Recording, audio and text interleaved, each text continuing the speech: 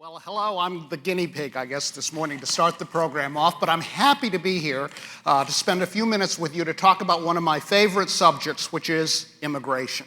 Both my parents were immigrants. They came from China in the 1930s as students, and I grew up in a working-class neighborhood around Detroit where every family had either a parent or a grandparent that came from somewhere else. They came from all over the world. They came from Italy. They came from Poland. They came from Ireland, both Protestants and Catholics. There were ward bride moms from Germany. There were people from Scandinavia, from Finland, Denmark, and Norway. There were people from Mexico. There were people from Syria and Iraq. This was suburban Detroit. So of course, I grew up admiring and respecting immigrants, as we all should, because all Americans, as you probably know, are either immigrants themselves or descendants of ancestors that came here from somewhere else. And they tell us that's even true of Native Americans. So we should all admire and respect immigrants, but that's not the question. The question that's kind of choking America at the moment is, given the fact that we admire and respect immigrants, how many should we take?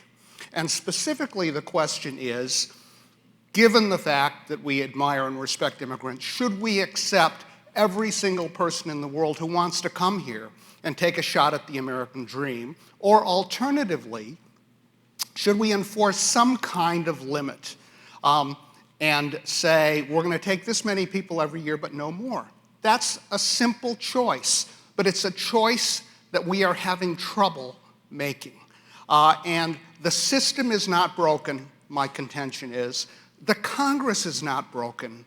We're the ones that are broken, right? We're the ones that are the root of this problem. Our unwillingness to decide that basic question, limits or no limits, is at the root of the so-called immigration crisis.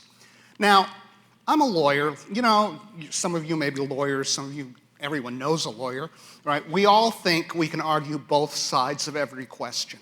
Me too. And I'm going to take a shot at that.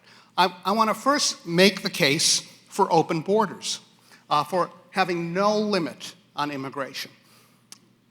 What was our immigration policy for the first century of the Republic? Well, if you remember in high school, you all know the answer to that, right? We had no limit on immigration, right? Anyone, anywhere in the world who wanted to come here for our first century was welcome to come here. And indeed, our labor needs were so great in the early years of the Republic. We went out and found some people that didn't want to come here and forced them to come here against their will. That's how open we were to having people from other parts of the world come to the United States. How'd that work out? Well, except for the slavery bit, which was a disaster in every sense of the word, open immigration worked out pretty well for the United States. In our first century, we transformed this country from a wilderness to the greatest industrial power in the world. Right? Pretty good. So the first justification for having no limit on immigration is historical, right? Open immigration is our brand. It's our trademark. It's what the world most respects the United States for. There are other reasons. We could argue utilitarianism. What immigration policy would benefit the most people in the world? What would benefit the most? Oh, no limits, right? Open borders. We could argue social justice. What immigration policy would benefit the poorest people in the world? Oh, no limits. Open borders, let all the poor people come to the United States. That would benefit them. We could argue religion, right? What would Jesus' immigration policy look like? Be kind to strangers, right? Let everyone come into the United States. We could argue philosophy, right? This country is all about maximizing individual freedom and liberty. What kind of immigration policy would maximize individual liberty and freedom? Oh, open borders. Like, let everybody decide where they want to live. And here's another point about open borders and letting everyone in. It would save 18 billion taxpayer dollars every year that we're now currently spending trying to enforce a limit on immigration, $18 billion. And here's another benefit. It would keep corporate profits up, right? So if you're interested in maximizing corporate profits, keeping the stock market hitting records, by maximizing the labor pool, we get to suppress wages in the United States, and that keeps profits up. That's kind of what we're experiencing right now. So there are a lot of good reasons for having open borders and no limits. But as you know, there's another side to the argument. And the other side basically says, well, come on, be realistic. We can't take everybody in the world. We have to enforce some kind of limit. Times have changed. It's easy now to get to the United States. In the old days, it took some effort to get in a sailing ship and come to the United States. Nowadays, you can get on an airplane, you can walk across the border, as we know. And setting and enforcing a limit does not mean setting and enforcing a low limit. We can set and enforce a generous limit.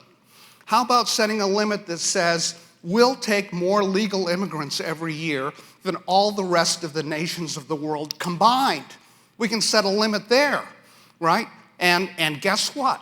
That's what we do in the United States. We admit every year more green card holders, legal immigrants, than all the rest of the nations of the world combined. Here's another reason why we need to set a limit. We don't have enough jobs in the United States. Right now, 5 years after the supposed end of the recession in 2009, we have 24 million working-age Americans who are either unemployed or involuntarily stuck in part-time jobs, or who have simply given up and who are now convinced that there are no jobs for them in the United States. 24 million. All these monthly reports come out of job growth, and everyone gets all optimistic, but in reality, jobs are shifting from full-time to part-time. In the month of June, for example, it was reported 288,000 new jobs were created. Good news, everyone says, but guess what? Full-time jobs went down by 523,000. Part-time jobs went up by 800,000. So that's where the job increase is coming from. Right now, we have a record number of Americans on food stamps. 47 million. 47 million are on food stamps. That's about 1 in 6 Americans is now receiving food stamps. And these are people right around us here in Wilmington, Delaware, who can't find work, who are subsisting on food stamps. Now, we all know there are structural reasons for U.S. job losses, globalization, technology, but it's resulting in an immense amount of suffering and loss of opportunity for American workers. And we have to decide whether that matters to us. Inequality. President Obama is always saying that inequality is the biggest challenge of our times. Do you agree with that? Well, if you do, what is the impact of allowing lots of poor people to immigrate to the United States? Does that increase, inequality, or does that reduce inequality? The environment. The Pew Research Center projects the U.S. population will increase from about just over 300 million today to 438 million in 2050 if we do nothing, right? And we can make that number go up or go down based on our immigration policy, because 82% of population growth is due to immigration, right? If you pick any baseline year, and only 18% is due to the growth in the baseline population. Pew used 2005. There are environmental issues. How will another 100 million people in the United States heat and air condition their homes? Where will they park their SUVs? Where will they get clean water, which is, as you may have noticed, in short supply out on the West Coast? What about clean air? What about open space? Are our public schools on track to absorb and educate additional children of immigrants, given their special needs? Here's the downside of trying to enforce a limit. The downside is you actually have to enforce the limit, right? If you're going to have a limit, if you're thinking, oh yeah, okay, we've got to have a limit, you got to enforce it. And that means saying no to people that are not bad people, who are in fact good people, who remind us of our own ancestors. And we have to say to them, no, you can't come in, not because you're a bad person, but because we have a limit. And letting you in would exceed that limit. So please stay in your home country. And if they come in violation of our law, if we're going to enforce the limit, we have to remove them from the United States and send them back. That is a hard thing to do. And a lot of us don't want to do it. Well, if you don't want to do it, then let's not have a limit. Let's save the $18 billion. Now, a lot of Americans are saying, that's too hard a choice. Don't make me make that choice. No limits or enforced limits. That's too hard. Give me a third choice. And so there actually is a movement in the United States to find a third choice. Here's the third choice. The third choice is, let's keep the limits on the books, but let's not enforce them, right? Let's keep the limits on. You think anyone will notice? And so that is actually the developing kind of third way consensus in the United States. So we have policies like prosecutorial discretion. The mere fact that people are in the country illegally is not a priority for enforcing our immigration laws. In 2012, we had deferred action for childhood arrivals that said, well, you know, if people came before they were age 16, even if they're now 29, we're going to let them stay. The president, of course, has been advocating a broad amnesty for nearly all the illegal immigrant population in the United States. How is that third way working out? What is the impact of announcing we're going to go the third way, that we're going to keep our limits on the books, but we're not going to enforce them? Well, you can read the newspaper every day and see how that's working out. A colleague of mine at Temple University said, the poor people of the world may be poor, but they are not stupid. They are as capable of doing cost-benefit analysis to determine what is in their own best interest as anyone in this room. And they do it all the time. And so they do cost-benefit analysis in deciding whether to come to the United States illegally. If we want more illegal immigration, all we have to do is lower the costs through less enforcement and increase the benefits, right? And taking care of people.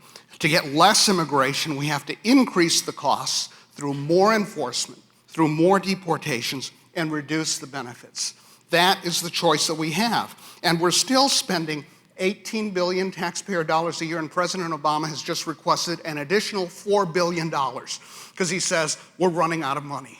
We're not spending enough money on immigration enforcement. Threats don't work, right? So you can say, oh, we're going to deport these people. But migrants know better. They're on the ground. They know what's happening. They know that their kids are being enrolled in schools. They know that they're not going to leave. So our immigration system, I contend, is not broken. As Walt Kelly's cartoon character Pogo once said, we have met the enemy, and it's us, right? We are the enemy. We are the problem. The immigration system isn't broken. The Congress isn't broken. We refuse to choose between our only two immigration choices, no limits or enforced limits. And until we do, we're going to have chaos and confusion in immigration. Get used to it. That's how it's going to be. Make up your mind, however. Choose, decide what you want. Thank you.